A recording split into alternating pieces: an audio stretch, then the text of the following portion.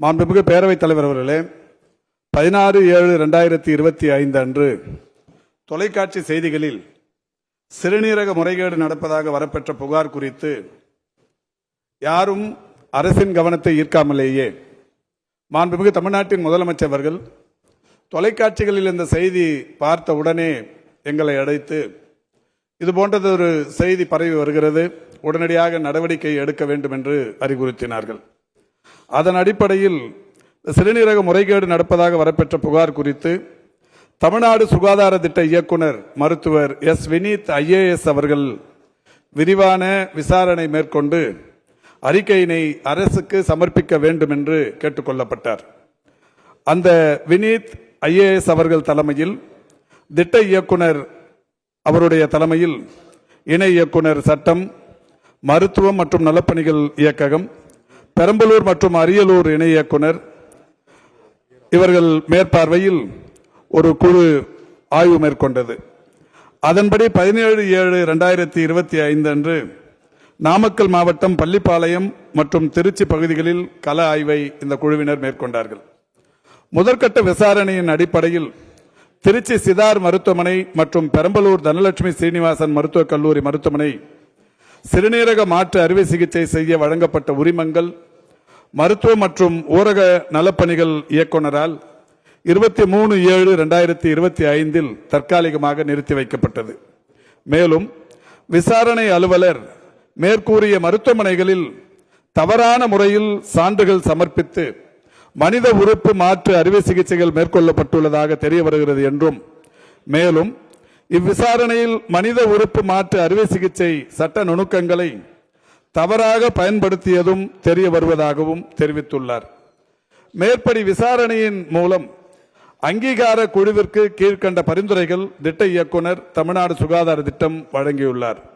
அதன்படி மனித உறுப்பு மாற்று சட்டம் 1994 படி சிறுநீரகம் மாற்றுதல் தொடர்பாக ஆவணங்களின் ஆய்வின் போது சிதார் மருத்துவமனை மற்றும் பெரம்பலூர் தனலட்சுமி சீனிவாசன் மருத்துவக் கல்லூரி மருத்துவமனைகளிலிருந்து பரிசீலனை செய்யப்பட்ட ஆவணங்களின் அடிப்படையில் இவ்விரு மருத்துவமனைகளுக்கும் வழங்கப்பட்ட சிறுநீரக உறுப்பு மாற்று உரிமை சான்றிதழை ரத்து செய்வதற்கு பரிந்துரை செய்யப்பட்டது.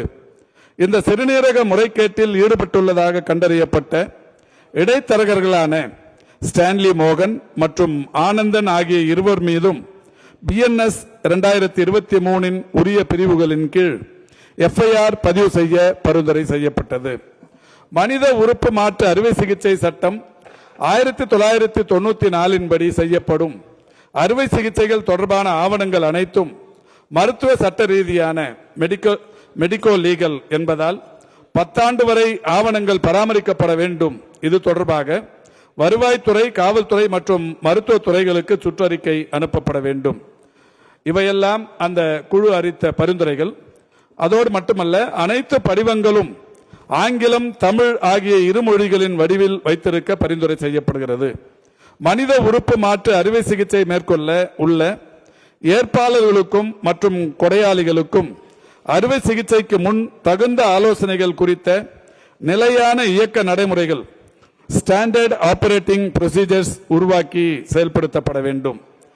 ஏற்பாளர்கள் நேரடியாக அங்கீகார குழுவிற்கு முன்பாக ஆஜராக முடியாத பட்சத்தில் காணொலி மூலமாக கலந்தாய்வு செய்யப்பட வேண்டும். இனிவரும் காலங்களில் வீடியோ பதிவேற்பு முறையில் இது செயல்படுத்தப்பட வேண்டும். தற்பொழுது மாநில அளவில் சென்னை கீழ்ப்பாக்கத்தில் உள்ள மருத்துவக் கல்வி இயக்ககம் மற்றும் ஆராய்ச்சி அலுவலகம், மதுரை ராஜாஜி மருத்துவக் கல்லூரி மருத்துவமனை, கோயம்புத்தூர் அரசு மருத்துவக் கல்லூரி மருத்துவமனை மற்றும் தர்மபுரி அரசு மருத்துவக் கல்லூரி மருத்துவமனை ஆகிய 4 இடங்களிலும் மனித உறுப்பு மாற்று அங்கீகார குழு human organ transplant authorisation committee செயல்பட்டு வருகிறது.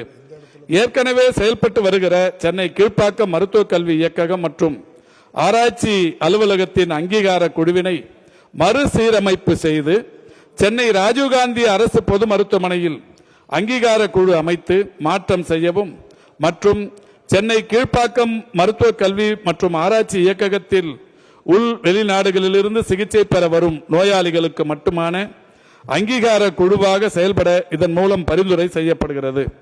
மாநிலம் முழுவதும் உள்ள அங்கீகார குழுக்களுக்கும் மருத்துவக் கல்வி மற்றும் ஆராய்ச்சி இயக்குனர் அவர்கள் கண்காணிப்பு குழு தலைவராக நியமனம் செய்யப்பட வேண்டும்.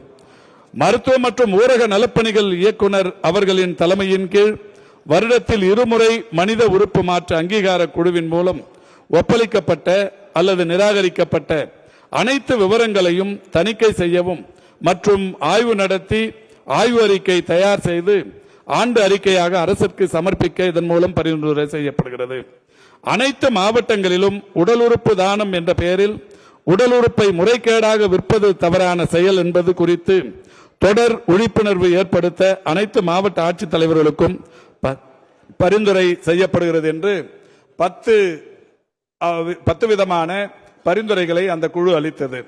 மாண்புமிகு தமிழ்நாட்டின் முதலமைச்சருடைய வழிகாட்டுதலோடு தமிழ்நாடு சுகாதார திட்ட இயக்குனரின் பரிந்துரைகளை பரிசீலித்த அரசு சிதார் மருத்துவமனை மற்றும் பெரம்பலூர் தனலட்சுமி சீனிவாசன் மருத்துவக் கல்லூரி ஆகிய இரு மருத்துவமனைகளுக்கும் வழங்கப்பட்ட சிறுநீரக உறுப்பு மாற்று உரிமை சான்றிதழ் ரத்து செய்யப்பட்டது.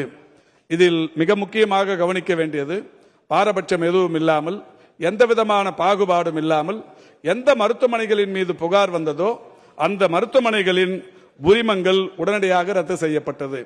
மாண்புமிகு எதிர்க்கட்சி தலைவர் பேசும்போது இங்கே அவர் எடுத்து சொன்னதை போல இந்த மாதிரியான புகார்கள் நாமக்கல் பள்ளிப்பாளையத்திலும் திருச்சி அதேபோல் அருள் அவர்கள் எடுத்து சொன்னதை போல சேலம் பகுதிகளிலும் இந்த விற்பனை என்பது அவரே சொன்னார் 5 லட்சம் 10 லட்சத்துக்கு விற்பனை செய்கிறார்கள். இது மாதிரியான காரியங்கள் இப்பொழுது மட்டுமல்ல கடந்த காலங்களிலும் நடைபெற்றிருக்கிறது. ஆனால் அப்பொழுதிருந்த அரசு இது சம்பந்தமான எந்த விதமான புதிய விதிமுறைகளையோ எந்த விதமான சட்டப்பூர்வ நடவடிக்கைகளையோ எடுக்காமல் இருந்தது என்பதை இந்த சட்டமன்றத்திற்கு பல்வேறு உதாரணங்களின் மூலம் நான் பதிவு செய்ய முடியும். 2017ஆம் ஆண்டு நாமக்கல் மாவட்டத்தின் காவல்துறையின் கண்காணிப்பாளர் மருத்துவத்துறைக்கு இங்கே இது மாதிரியான காரியங்கள் நடைபெறுகிறது என்று அதிகாரப்பூர்வமாக அனுப்பிய பல்வேறு ஆவணங்கள் இன்றளவும் அது நடைமுறைக்கு வராமல் இருந்தது. ஆனால் மாண்புமிகு தமிழ்நாட்டின் முதலமைச்சர்கள் எந்த மருத்துவமனையாக இருந்தாலும் அது யாருடையதாக இருந்தாலும் உடனடியாக சட்டப்பூர்வமான நடவடிக்கை எடுக்க வேண்டும் என்று அறிவுறுத்திய காரணத்தினால் இன்றைக்கு அந்த இரு மருத்துவமனைகளும் அதற்கான உடல் உறுப்பு மாற்று உரிமை சான்றிதழ்கள் ரத்து செய்யப்பட்டது. இந்த சிறுநீரக முறைகேட்டில் ஈடுபட்டதாக கண்டறியப்பட்ட ஸ்டாலின் மோகன் மற்றும் ஆனந்தன் ஆகிய இருவர் மீதும் குற்றவியல் நடவடிக்கைகள் தொடரப்பட்டு அந்த இருவரும் தற்போது கைது செய்யப்பட்டிருக்கிறார்கள். மேற்கண்ட பரிந்துரைகளின் மீது தகுந்த நடவடிக்கைகள் மேற்கொள்ளுமாறு மருத்துவ கல்வி இயக்குனர், மருத்துவ மற்றும் ஊரக நலப்பணிகள் இயக்குனர் மற்றும் அனைத்து மாவட்ட ஆட்சியர்களும் கேட்டுக் கொள்ளப்பட்டுள்ளனர். இதன் அடிப்படையில் மருத்துவ கல்வி இயக்குனர் நிலையான வழிகாட்டு நெறிமுறைகளை வகுத்து அனைத்து அங்கீகார குழுக்களும் அவற்றை தவறாமல் கடைபிடிக்குமாறு அறிவுறுத்தப்பட்டுள்ளனர்.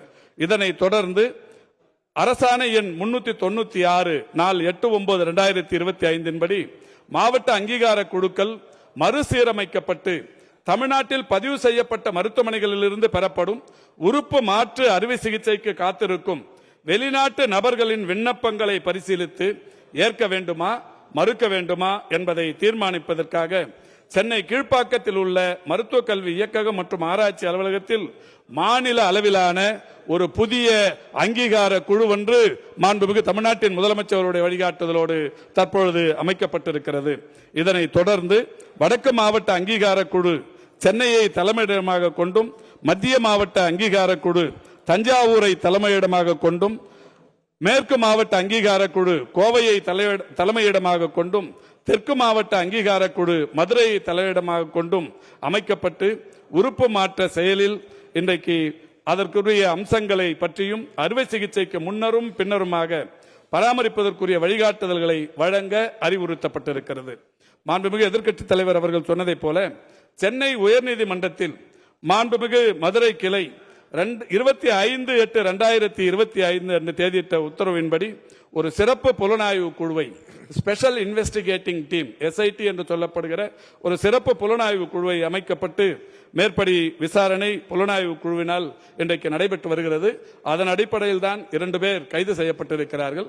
இதோடு மட்டுமல்லாது அரசு அலுவலர்கள் யாரெல்லாம் இதில் தவறுதலாக இந்த ஆவணங்களை சரிபார்க்காமல் ஒப்புதல் அளித்தார்களோ அவர்கள் மீதும் துறை ரீதியான நடவடிக்கை எடுக்க வேண்டும் என்கின்ற வகையில் மதுரை மருத்துவமனையைச் சேர்ந்த நிர்வாக அலுவலர் ஒருவர், இளநிலை நிர்வாக அலுவலர் ஒருவர், அலுவலக கண்காணிப்பாளர் 2 பேர், இளநிலை உதவியாளர் ஒருவர், உதவியாளர் ஒருவர், தட்டச்சர் ஒருவர் என்று 7 பேர் மீது துறை ரீதியான நடவடிக்கை மேற்கொள்ளப்பட்டிருக்கிறது. இப்படி மாண்புமிகு தமிழ்நாட்டின் முதலமைச்சர் அவர்கள் தவறு என்று எங்கே நேர்ந்தாலும் உடனடியாக கண்டறிந்து தகுந்த நடவடிக்கை எடுக்க வேண்டும் என்று உத்தரவிட்டதன் அடிப்படையில் இந்த வகையிலான நடவடிக்கைகள் மேற்கொள்ளப்பட்டிருக்கிறது. அதோடு மட்டுமல்ல, இந்த குழு ஏற்கனவே சொல்லியிருப்பதைப் போல இது மாதிரியான ஏழ்மை நிலையில் இருக்கிற மக்களுக்கு விழிப்புணர்வை ஏற்படுத்துவதற்கும் அரசு பல்வேறு முயற்சிகளை மேற்கொண்டு வருகிறது. திரு அருள் அவர்கள் சொன்னதைப் போல பொருளாதார ரீதியான வளர்ச்சி ஏழ்மை நிலையில் இருக்கிற மக்களுக்கு ஏற்படுத்துவதற்குரிய நடவடிக்கைகளை இந்த அரசு ஏற்கனவே செய்திருக்கின்ற காரணத்தினால்தான் பொருளாதார வளர்ச்சியில் ஒரு 14 ஆண்டுகளுக்கு பிறகு இரட்டை இலக்க வளர்ச்சியாக இன்றைக்கு தமிழ்நாட்டில் 11.19 என்கின்ற வகையில் பொருளாதார வளர்ச்சியும் தனிநபர் வருமான வளர்ச்சியும் அதிகரித்து இந்தியாவுக்கே தமிழ்நாடு முன்மாதிரியாக இருந்து கொண்டிருக்கிறது. எனினும் ஏழ்மை நிலையில் இருக்கிற மக்களின் அவர்களுக்கு இருக்கிற அந்த பாதிப்பு உணராமல் செய்யப்படுகிற இந்த காரியங்களுக்கு சட்டப்பூர்வமான நடவடிக்கைகள் என்பதையும் கடந்து விழிப்புணர்வை ஏற்படுத்துவதற்கு அரசு முயன்று கொண்டிருக்கிறது என்பதை தங்களின் வாயிலாக இன்றைக்கு இந்த கவன ஈர்ப்பு தீர்மானத்தை தந்திருக்கிற மாண்புமிகு பேரவை உறுப்பினர்களுக்கு பணிவோடு தெரிவித்துக் கொள்கின்றேன்.